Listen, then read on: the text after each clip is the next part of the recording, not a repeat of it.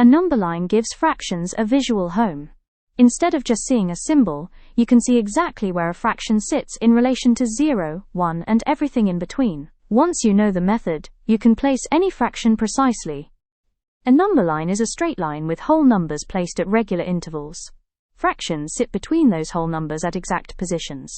Seeing a fraction on a number line tells you immediately how large it is and how it compares to others nearby.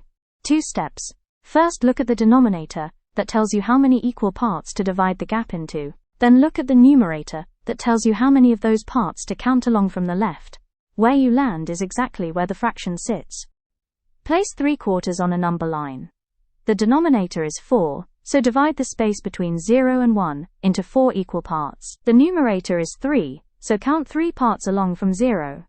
That mark, 3/4 of the way between 0 and 1, is exactly where 3/4 sits. Number lines extend past 1.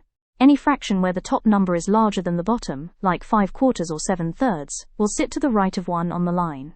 5/4 sits 1/4 past 1. The same method applies, just continue counting past the whole number mark. Equivalent fractions always land on exactly the same point on a number line. 1/2, 2/4, and 4/8 all sit at the same mark, halfway between 0 and 1. If 2 fractions land on the same spot, they are equivalent. This is a really useful visual check. Number lines come up in exams where you are asked to mark a fraction or read one off a scale. They are also a helpful tool for ordering fractions from smallest to largest. You can simply see which sits furthest to the right. And they make equivalent fractions very easy to spot visually.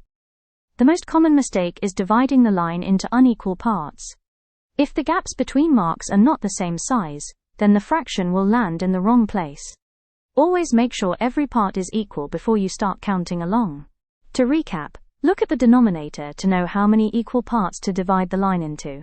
Look at the numerator to know how many parts to count along. Always make the parts equal. Equivalent fractions land on the same spot.